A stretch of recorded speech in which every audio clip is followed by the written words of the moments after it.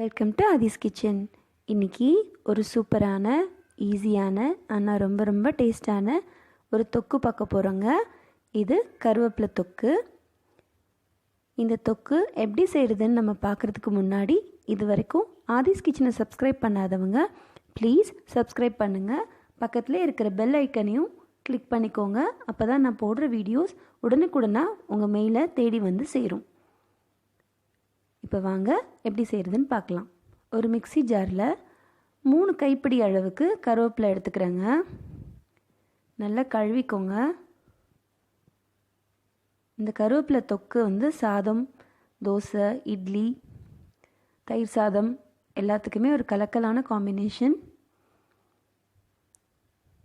இது ரொம்ப ஈஸி, சட்டுன்னு 10 நிமிஷத்தில் பண்ணிடலாம். இதோட ஒரு 5 காஞ்ச மிளகா போட்டுக்கிறேன்.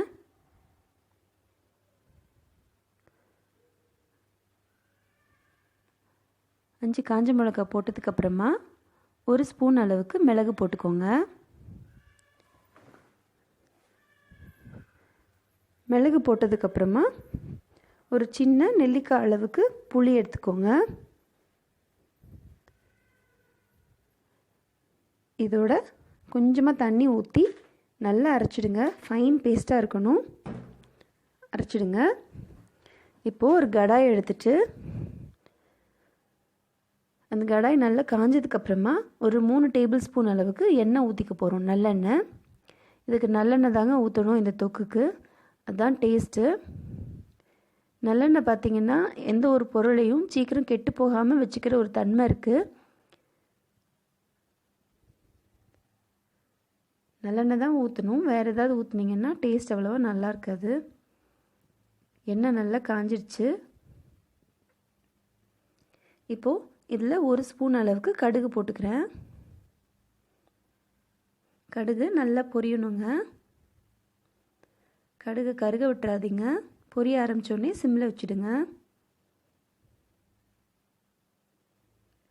பொரிஞ்சிருச்சு. இப்போது 1 ஸ்பூன் அளவுக்கு உளுந்து போட்டுக்கிறேன். இதோட 1 ஸ்பூன் அளவுக்கு பெருங்காயத்தூள் போட்டுக்கிறேங்க. நல்ல வாசனையாக இருக்கும், உடம்புக்கும் ரொம்ப நல்லது. இப்போது உளுந்தம் பருப்பு நல்லா செவந்துருச்சு. இப்போது ஒரு 5-6 குட்டி குட்டி பூண்டை நல்லா தட்டி இதில் போட்டுக்கிறேன். பூண்டு வாசனைக்கு செம்மையாக இருக்குங்க, ரொம்ப டேஸ்ட்டாக இருக்கும். இப்போது நம்ம அரைச்சி வச்சுருக்கோம் இல்லையா, அந்த விழுதை இதில் போட்டுக்கோங்க. மிக்ஸி ஜாரில் கொஞ்சமாக தண்ணி ஊற்றி அதையும் கழுவி இதில் போட்டுடுங்க.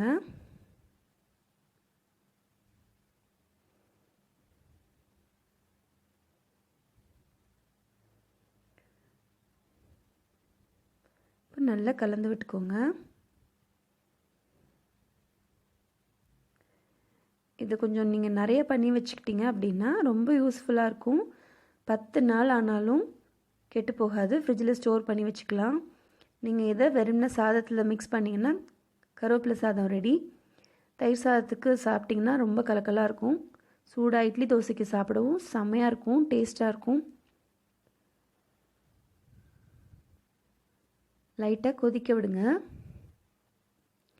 இப்போது தேவையான அளவு உப்பு போட்டுக்கோங்க.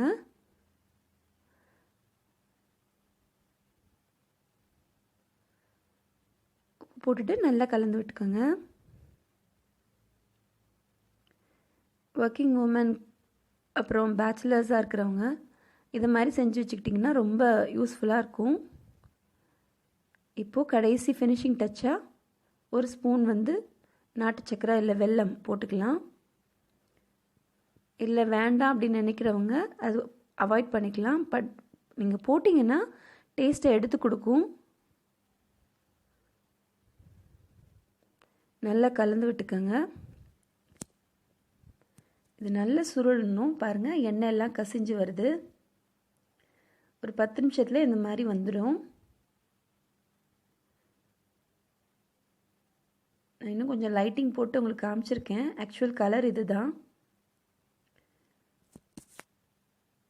நல்லா சுருண்டு வந்துருச்சு பாருங்கள். கலக்கலாக இருக்கும். ஒரு தடவை ட்ரை பண்ணி பாருங்கள். அடிக்கடி இந்த தொக்கை உங்கள் வீட்டில் செய்வீங்க. சாப்பிட அடம் பிடிக்கிற குழந்தைங்களுக்கு இது அடிக்கடி சாப்பாட்டில் சேர்த்திங்கன்னா நல்ல பசி எடுக்கும். இது பாருங்கள், என்னோடய புது கலெக்ஷன். என்னோடய தம்பி ஒய்ஃப் வந்து எனக்கு ப்ரெசென்ட் பண்ணாங்க. அழகாக இருக்குல்ல? ஸோ அதில் இதை ட்ரான்ஸ்ஃபர் பண்ண போகிறேன்.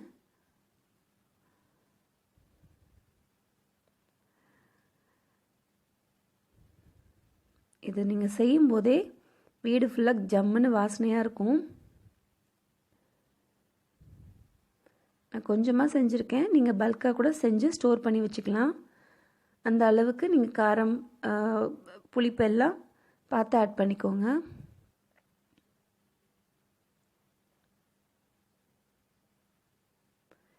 எண்ணெய் நிறைய இருக்குதுன்னு நினைக்காதீங்க. அந்த எண்ணெய் வந்து நல்லது தான். நல்லெண்ணெய் வந்து ஒன்றுமே செய்யாது உடம்புக்கு. பாருங்கள் எவ்வளோ அம்சமாக இருக்குது, பார்க்குறதுக்கே செம்மையாக இருக்குல்ல? இப்போ பெரிய பாத்திரத்தில் ட்ரான்ஸ்ஃபர் பண்ணி காட்டுறேன் பாருங்கள்.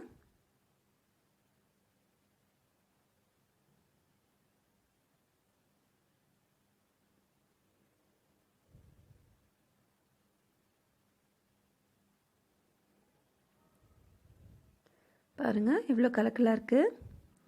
தயிர் சாதத்து கூட, சப்பாத்தி கூட நீங்கள் வச்சு சாப்பிட்லாம். இட்லி தோசைக்கு கூட சூப்பர் கலக்கலான ஒரு காம்பினேஷன். கண்டிப்பாக என்னோடய வீடியோவை லைக் பண்ணுங்கள், மறக்காமல் ஷேர் பண்ணுங்கள்.